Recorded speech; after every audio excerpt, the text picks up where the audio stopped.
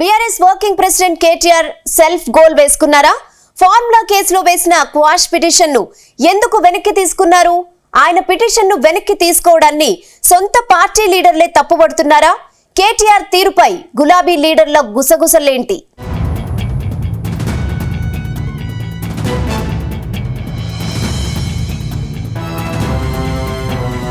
తెలంగాణలో బీఆర్ఎస్ పార్టీకి గడ్డుకాలం నడుస్తోంది. ఆ పార్టీ వర్కింగ్ ప్రెసిడెంట్ కేటీఆర్ మెడకు ఫార్ములా కేసు చుట్టుకుంది. ఈ కేసు నుంచి బయటపడేందుకు హైకోర్టును ఆశ్రయించిన కేటీఆర్ చివరకు సుప్రీంకోర్టు మెట్లెక్కారు. సుప్రీంకోర్టులో ఆయన క్వాష్ పిటిషన్ దాఖలు చేశారు. కానీ చివరి నిమిషంలో తన క్వాష్ పిటిషన్ను వెనక్కి తీసుకున్నారు. దాంతో ఫార్ములా కేసులో కేటీఆర్ ముందస్తు వ్యూహమేంటో తెలియక సొంత పార్టీ లీడర్లే తలలు పట్టుకుంటున్నట్టు తెలిసింది.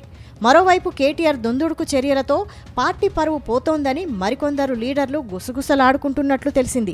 ఫార్ములా కేసు నుంచి తప్పించుకోవాలనే ఆతృతతో కేటీఆర్ అండ్ టీం హడావిడిగా నిర్ణయాలు తీసుకుంటున్నారని మెజారిటీ నేతలు అభిప్రాయపడుతున్నట్టు తెలుస్తోంది.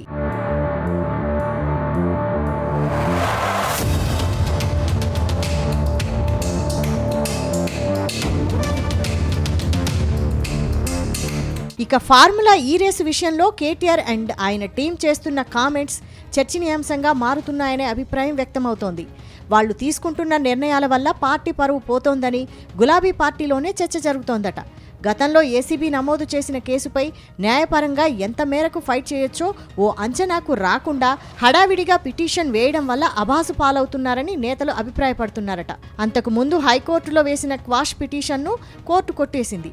ఆ తర్వాత సుప్రీంకు వెళ్లే ముందు న్యాయ నిపుణులతో చర్చించి నిర్ణయం తీసుకుంటే బాగుండేదని, అలా కాకుండా హైకోర్టులో పిటిషన్ కొట్టేసిన వెంటనే సుప్రీంకు వెళ్లడంతో ప్రయోజనం కంటే నష్టం ఎక్కువ జరిగిందని అభిప్రాయపడుతున్నట్టు తెలిసింది.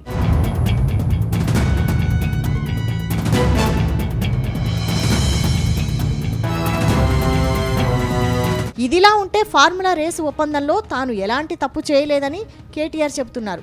ఇదొక లొట్టపీసు కేసు అని సెటైర్లు వేస్తున్నారు.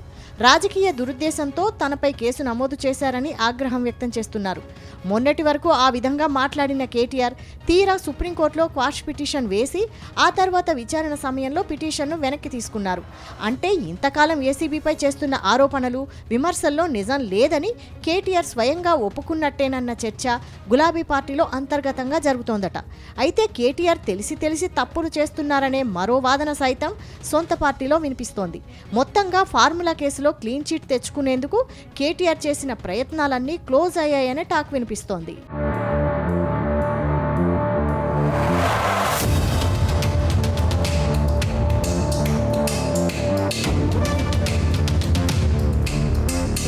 మొత్తం మీద ఫార్ములా కేసులో నిధుల గోల్మాల్పై ఏసీబీ నమోదు చేసిన కేసును కొట్టివేయాలని కేటీఆర్ హైకోర్టుకు వెళ్లారు. అక్కడ ఆయనకు ఎదురుదెబ్బ తగలడంతో సుప్రీంకోర్టుకు వెళ్లారు.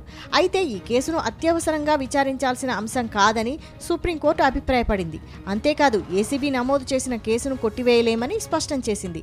దాంతో న్యాయపరంగా పోరాటం చేసేందుకు కేటీఆర్కు ఉన్న ఏకైక మార్గం కూడా క్లోజ్ అయిందని బీఆర్ఎస్ నేతలు గుసగుసలాడుకుంటున్నారు.